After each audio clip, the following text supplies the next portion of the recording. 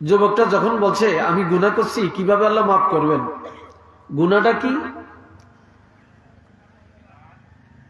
Don't mind, আমি আগে বলছি যেহেতু এটা তাফসীরের কথা, এই জন্য আমি না বলে গোপন করে পাচ্ছি না। একটা যুবতী মেয়ে গালের মধ্যে চুমা দিছে, নাউজুবিল্লাহ বলবেন না? আর একটু জোরে বলবেন না? এটা আসক্ত হইয়া শয়তানের ধোকায় সে কাজটা করে সে সরাসরি অনুতপ্ত হইয়া রাসূলের দরবারে গেছে, যাক আমি তো এইরকম অন্যায় করে বলছি, ইয়া রাসূলুল্লাহ আমার জন্য ক্ষমার কি রাস্তা আছে একটু বলে দেন। এই সময় আজান হয়ে গেল, নবী নামাজে দাঁড়াইছেন, ইমামতি করতে দাঁড়াইছেন। যুবক ছেলেটা নবীর পিছনে আল্লাহু আকবার কে নামাজে দাঁড়াইছে, নামাজ পড়ছে। নামাজ পড়ার পরে আবারও জিজ্ঞাসা করি, ইয়া রাসূলুল্লাহ আমার গুনাহটা কিভাবে আল্লাহ ক্ষমা করবে? সেই সময় এই গুনাহটা কবিরা গুনাহ। এটা কোন গুনাহ? কবিরা গুনাহ ছিল। তখনই আমার আল্লাহ জানিয়ে দেন, আকিমিস সালাতা তরফাইন নাহার, দিনের দুই অংশে নামাজ পড়ো, নামাজ কায়েম করো। দিনের প্রথমে হলো ফজর, দিনের দ্বিতীয় অংশে যোহর আর আসর, ওয়াজুলাফাম মিনাল লাইল, এর অর্থ হলো মাগরিব আর এশা, রাতের প্রথম অংশে। এই 5 ওয়াক্ত নামাজ যদি কায়েম করো, ইন্নাল হাসানাতি, নিশ্চয়ই যেই নেক আমল হবে সওয়াব হবে, এই নেক আমলের দ্বারা ইউযহিবানাস সাইয়্যাত, নামাজের আমলের গুনাহ খাতাগুলি দূর হয়ে যাবে। নবী ডাক দিয়ে কয়, এই যুবক তুমি কি আমার পিছনে নামাজ পড়ো নাই? কে পড়ছি তো। তাহলে আর চিন্তা নাই তোমার, যদি আমার পিছনে নামাজটা পড়লেই থাকো, এই নামাজের কারণে আল্লাহ তোমার গুনাহ ক্ষমা করে দিয়েছেন। চিল্লিয়ে বলেন একবার আল্লাহু আকবার। ক্ষমার রাস্তা তো খুঁজে নিতে পারি না, খালি বাটপারি করতে পারি আর দৌড়াইতে পারি। এখন আইছে আরেকটা নির্বাচন, খালি বন্দা খাইব। কি কথা ঠিক কিনা? বন্দা খাইবা, মার্কা আসেনি, মার্কা ভিতর দেবে কি রায়, কি দিন, কি খাওয়ান, কি ঘুমান, কি নামাজ, কি রোজা। নেতার পিছনে দৌড়াইবার, সময় কাটাইবার, বন্দা বন্দা লইব পকেটে। কি ভাই কথা ঠিক কিনা? না পড়বো নেতায় নামাজ, না পড়বো হেতে নামাজ, আবার হেতারা ফাক্কা ইমানদার, টুপিটা আবার মাথার দিয়ে যাইতে যাইতে। কি কথা ঠিক নেই? নামাজ না হলে কি বান দত্ত হারে সাইন, আবার রাতটা করিনি, আবার ভান ধরতে জানি। বাবাজিরা রে আমার, 2টা ওয়াক্ত ঠিক করেন, বাকি 3 ওয়াক্ত সহজ। 3 ওয়াক্ত সহজ। আর এই যে নামাজের কথা বললেন আল্লাহ, এটা কার জন্য? এটা কি ব্যাকের জন্য? যালিকা যিকরা লিযাকিরিন।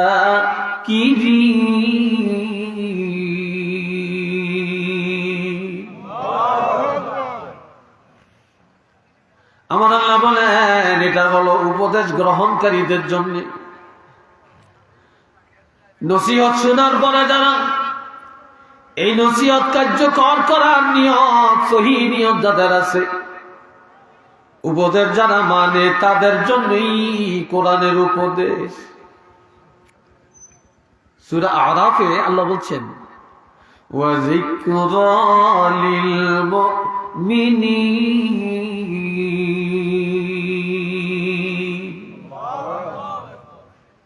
কোরআনের যত উপদেশ সব মুমিনের জন্য, বেঈমানের জন্য না। সিল্লিয়া কন্যা সুবহান, শুধু ঈমানদারের জন্য, আর কারোর জন্য না। বেঈমানরা যদি ঈমান গ্রহণ করে তখন তাদের জন্য কোরআন উপদেশ হবে। জোহরের টাইমে একজন অমুসলিম কলমা পড়ছে, জোহরের টাইমে, মাসটা হইল রোজার মাস, এতে কলমা পড়ার সাথে সাথে তার খানা বন্ধ, রোজার নিয়ত করতে হবে। এটা আর খাইতে পারতো না, এটা রোজাটা হয়ে যাবে। সুবহানাল্লাহ কম না? কথা বুঝে আসছে কিনা? আসরের টাইম যাইতে গিয়েছে শেষ, এই সময় কালমা পড়ে ইমানদার হয়েছে, এই আসরের নামাজ পড়া তার জন্য ফরজ হয়ে গেছে। সে কেরাত জানো না জানো, সে নিয়ম কানুন না জানো, শুধু রুকু আর সেজদাটা করলেই তার নামাজ হয়ে যাবে। এর আগে কোনো হুকুম নেই। কথা বুঝছেন? এর আগে হুকুম নেই। এরপরে আমার আল্লাহ বলেন 2 ওয়াক্ত নামাজটা কি? আকিমিস সালাতা লিদুলুকিশ শামসি ইলা গাসাকিল লাইলি ওয়া কুরআনাল ফাজর ইন্না কুরআনাল ফাজরি কানা মাশহুদা। وقال رسول الله صلى الله عليه وسلم يتعاقبون فيكم ملائكة بالليل وملائكة بالنهار ويجتمعون في صلاة الفجر وصلاة العصر إلى آخر الحديث।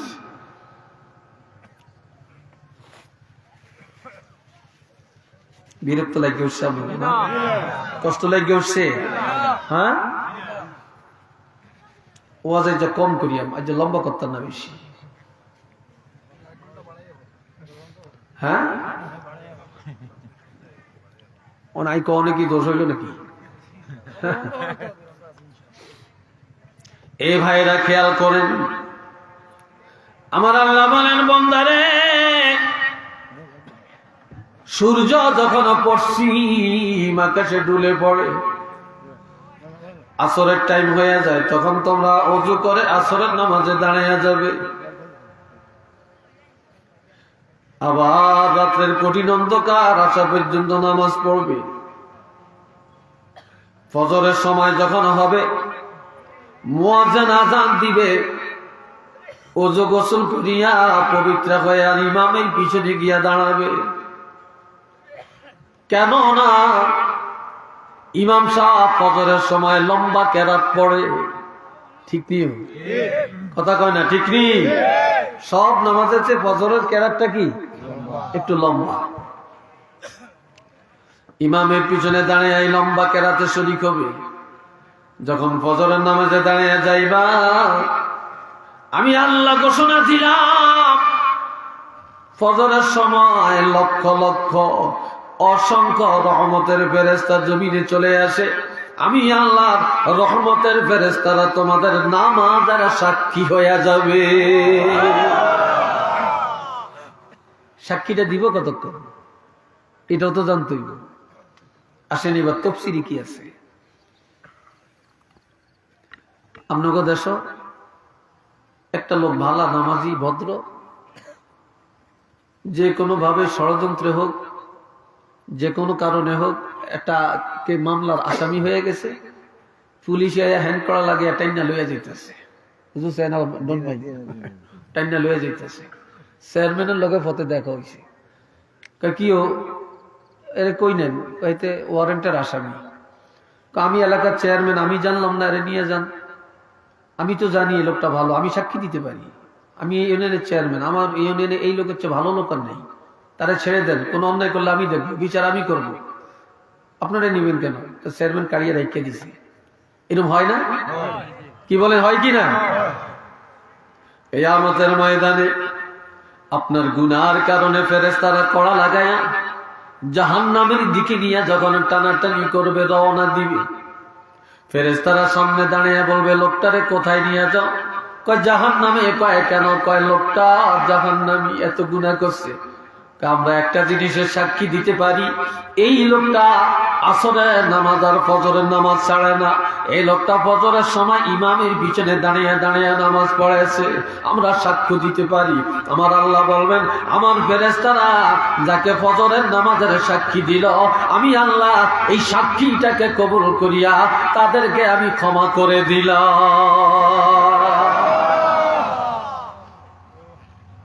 সাক্ষী এই ফজর টাইমে হইয়া থাকলে এটা সাক্ষী কে দিব? এটাও ফেরেশতারা দিব। এটা আরেক দল ফেরেশতা আছে, এটাও দিব। দিত না যে তা না, দিবে না যে তা না। এ বাবাজি, জানে আমার ইমানের সনদ। আমার প্রথম কথাটা ছিল কি, ইমানের সনদ কিভাবে অর্জন করবেন। ইন্নামাল মুমিনুনা আল্লাযীনা ইযা যুকিরাল্লাহু ওয়াজিলাত কুলুবুহুম ওয়া ইযা তুলিয়াত আলাইহিম আয়াতুহু যাদাতুহুম ঈমানান ওয়া আলা রাব্বিহিম ইয়াতাওয়াক্কালুন।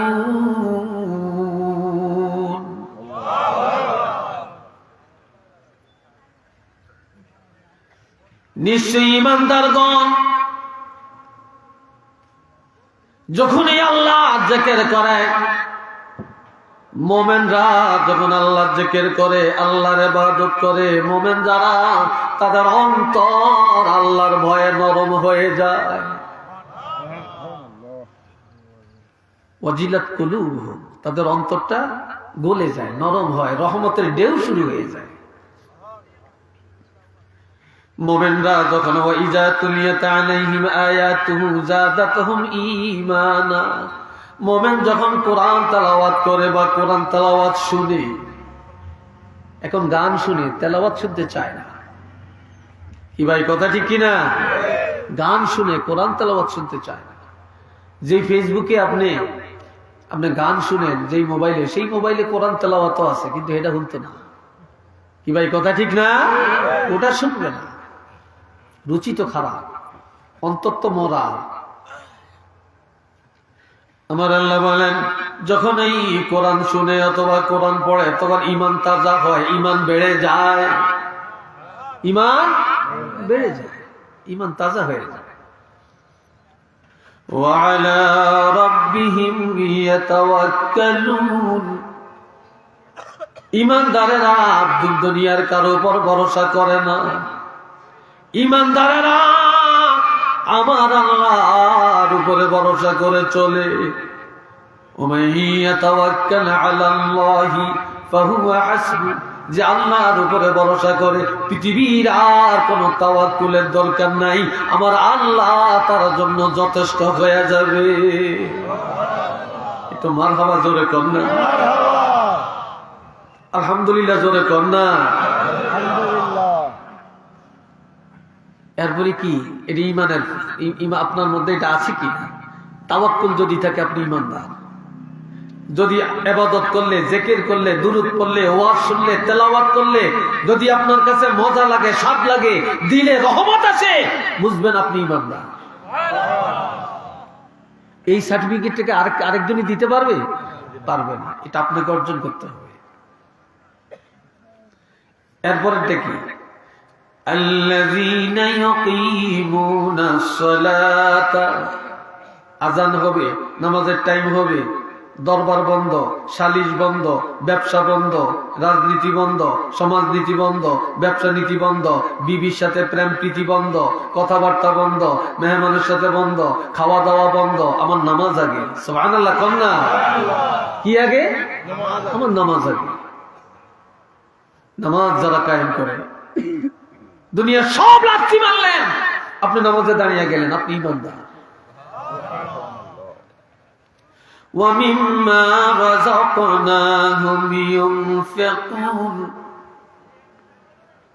এরপরে আল্লাহ আপনারে ধন দিছে, সম্পদ দিছে, টাকা দিছে, নিজে ভোগ করলেন, ছেলে মেয়েরও দিলেন, ভাই বোনেরও দিলেন, আত্মীয় স্বজনেরও দিলেন, গরিব এতিম মিসকিন, মসজিদ মাদ্রাসা সব জায়গায় দিলেন, আপনি ঈমানদার। এটা সুবহানাল্লাহ কর না? আপনি কি ঈমানদার? এখন আপনি কেমন ঈমানদার হইছেন আল্লাহ ঘোষণা দিতেছে, এটা পৃথিবীর আর কেউ পারত না। আপনার কোন কোয়ালিটির ঈমানদার হইছেন?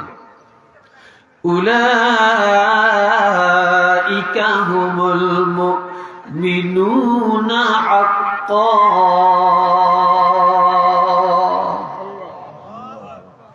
আমার আল্লাহ বলেন এই কোয়ালিটির মানুষ, তারা হলো খাঁটি ঈমানদার, নির্ভেজাল ঈমানদার, সহি ঈমানদার।